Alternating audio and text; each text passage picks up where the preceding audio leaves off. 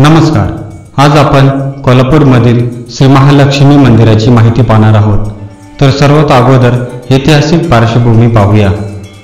हिंदू धर्मातील विविध पुराणांमध्ये ज्या 108 शक्तिपीठांचा उल्लेख आहे त्यात महालक्ष्मी मंदिराचाही समावेश आहे. पंचगंगा नदीच्या काठी मंदिर स्थित आहे. इसवी सन 109 मध्ये राजा कर्णदेव याने येथील झाडे झुडपे साफ करून पहिल्यांदा मंदिर उजेडात आणले. याचा अर्थ ते यापूर्वी अस्तित्वात होते. अनेक पुराणांमध्ये मंदिराचा उल्लेख आहे.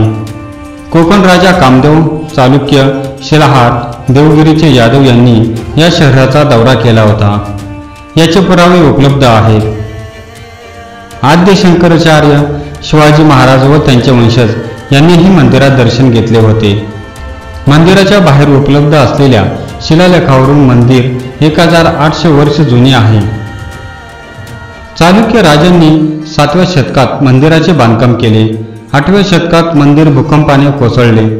त्यानंतर विविध राजांनी मंदिरात भर टाकली व इतर देवतांच्या मूर्ती स्थापित केल्या. देवीचे नाव अंबाबाई म्हणून रूढ झाले. राजांनी देखील दागदागिने व हिरे माणके अर्पण केली. 13व्या शतकात शंकराचार्यांनी नगारखाना, कार्यालय व दीपमाळा यांची भर टाकली. मराठा राजवटीत मंदिराची डागडुजी करण्यात आली. अनेक हल्ल्यामुळे मंदिराच्या सभोवताली असलेल्या देखण्या देवता मूर्तींचे अतोनात नुकसान झाले. मुघल राजवटीत भक्तांनी देवींची मूर्ती सुरक्षेसाठी लपवून ठेवली. नंतर छत्रपती संभाजी महाराजांनी कालांतराने मूर्तीचा शोध घेऊन त्याची परत स्थापना करवली. याच परिसरात 5 प्रमुख मंदिरे व 7 दीपमाळा आहेत.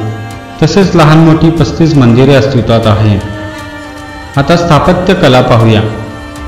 मंदिर जगतीवर उभे असून चांदणीच्या आकाराच्या पायावर उभे आहे. मंदिर दक्षिणी चालुक्य शैलीत व हेमाडपंथी शैलीतील बांधले आहे. मंदिराचे रंगमंडप, गणपती चौक, अंतराळ व गाभारा असे भाग आहेत. जिथे पहिली अष्टकोनी दगडी कमान बांधली आहे तिथून रंगमंडप सुरू होतो. याचे दर्शन मंडप व कर्ममंडप असे 2 भाग आहेत.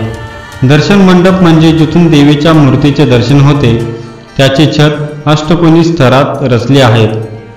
कूर्म मंडपात मध्यभागी कासव कोरले आहे. याचे छतही सुंदर कोरीव काम केलेले आहे. दोन्ही मंडपांना सुबक कोरीव काम केलेले अनेक स्तंभ आहेत. याकरिता काळा कडप्पा, बसाल्ट व कर्नाटकी दगड वापरला आहे. गणपती चौकात 2 द्वारपाल जय विजय कोरले आहेत. त्यांनी एका रात्रीत महालक्ष्मी मंदिर बांधले अशी दंतकथा आहे. ती दर्शविण्याकरता त्यांच्या शेजारीच कुदळ व फावडे कोरले आहे. गणपती चौकात एक गणपतीची मूर्ती स्थापित आहे. त्याच्या एका बाजूला अगस्ती ऋषी व लोपमुद्रा यांच्या मूर्ती आहेत. गणपती चौक व कूर्म मंडप या दोन्हींचे बांधकाम यादव राजा सिंगन यांनी केले. गाभाऱ्यापासून गणपती चौकापर्यंतचे बांधकाम काळ्या दगडातले आहे. त्यानंतरचा भाग मराठ्यांच्या कालावधीत लाकडात बांधला आहे.